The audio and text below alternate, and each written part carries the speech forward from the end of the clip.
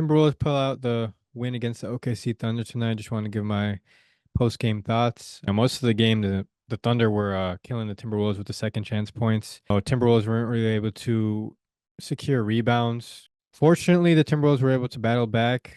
Minnesota came in with that lineup in the fourth quarter with Jordan McLaughlin making key shots, Jaden McDaniels making key plays, even though he got into foul trouble a little bit. It was still hard to guard Shea, but he made a big shot.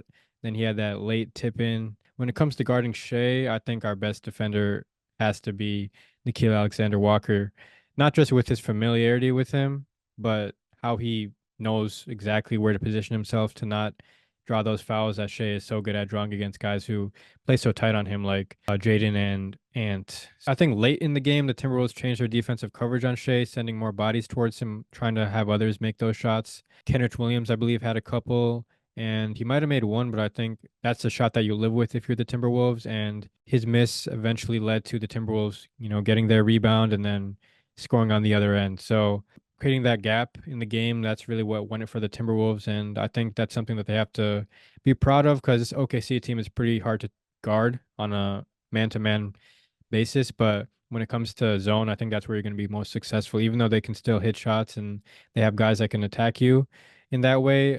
I think that was a good adjustment by Finch later on in the game where you could see Shea was getting what he wanted and allowing, the defense to collapse onto him and making shots easier for his teammates. It was big for the Timberwolves to get that win tonight because the tiebreaker was important. They were losing the season series 2-1 coming into this one, so it was pretty important for them to get this win, especially with how they lost that last game in the fourth quarter against OKC. So the way they played in the fourth quarter just shows growth in terms of late game execution and getting back on track with their principles that have got them to this number one seed that they're at now. So ultimate takeaway is that this is a rivalry that I think is brewing. Although the Timberwolves are an older team, I think they have some young guys that are here to stay. And still, you could see Rudy Gobert stay here for a while, Cat stay here for a while. So there's still guys there that it's going to make the Timberwolves competitive. And I think this will be a rivalry for years to come. And it's a good rivalry.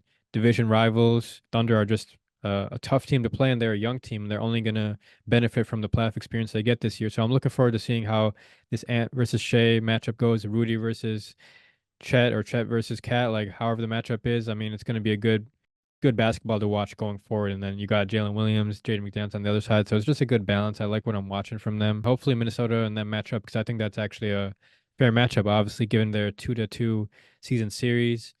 I think a lot of fans would enjoy that series. It's kind of going to be like, in my eyes, Minnesota versus Memphis from a couple years back, just the way they match up well in the regular season. You could see it going into the playoffs being the same thing, but we'll see what happens.